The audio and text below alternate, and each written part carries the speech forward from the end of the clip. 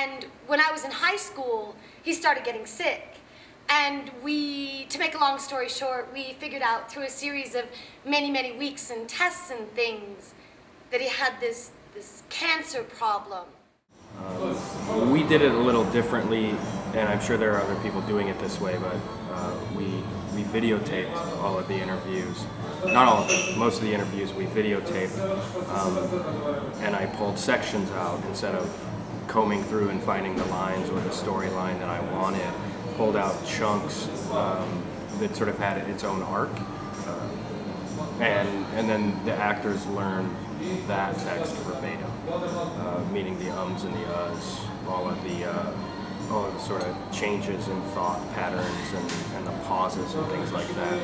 Excerpts from the Facebook group, I have the best dad in the world! Fuck you, Dad! A couple years ago, I started to understand my own father as a person.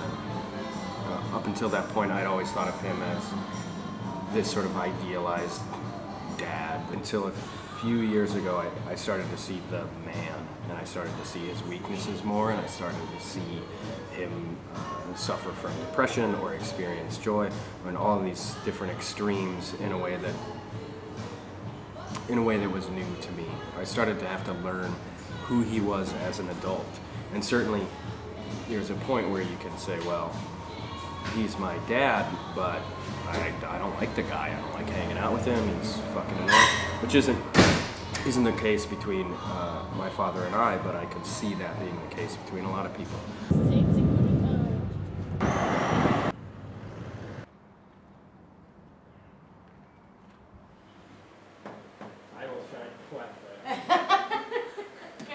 And then he went away again, and I did the whole, and we lived in a brownstone in New York, so I was calling to the downstairs part of the house, and I was like, Dad? He's like, what? I'm lonely! So he came upstairs, and he was like, I will sit with you, but we're not gonna talk. And I was like, okay. So we just sat there for a while, and I was like, Dad, can we sing? I think the show in general, because he didn't see the Albuquerque show, would be really new and surprising for him. I don't think he would tear up. I think that he would understand and be moved, but he has a pretty remarkable ability to separate himself from things like that. Like, I recognize this is sad. If I were a different kind of person, maybe I would cry about it. I think my job that I do, like doing tech stuff, really does make my dad proud, because my dad really likes like audio stuff, like home audio and pro audio and things, and like everything to do with like stereos and sound and stuff.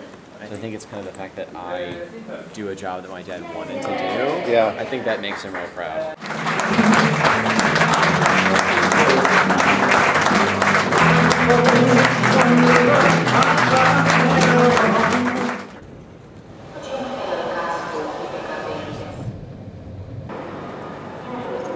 When I was around 3 years old, there was an incident involving my older sister where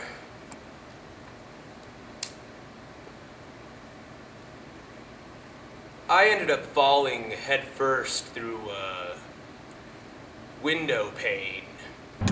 My favorite TV dad is Tim Allen. My mom and I weren't very good at fixing things or building things, so it was always kind of this like fantasy that Dad would be the one that like would fix and build. But my grandpa would come over sometimes and try to do that too, but he always would do it, would fix it just enough for like a month or so, and then it would just break again.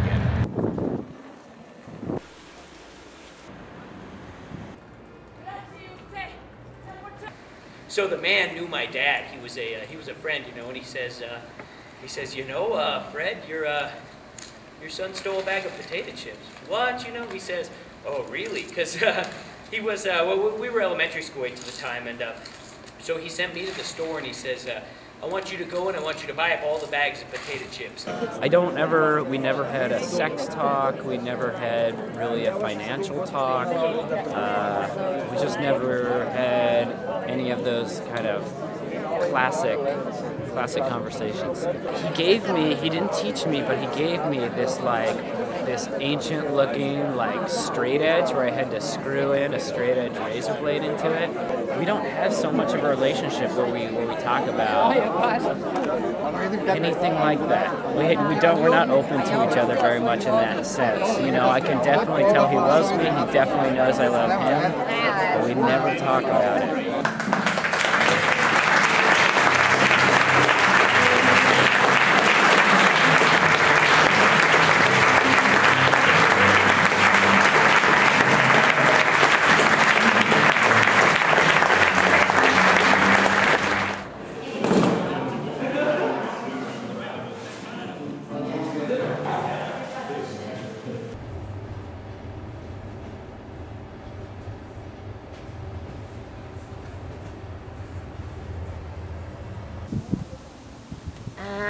You know, he's not a very poetic man, and he's not a man of a lot of words. So there's not like a thing that he would have said or something like that that stayed with me, but more ideas. And his big thing was to make sure that we took risks. And I think I live my life that way, much to his dismay, probably.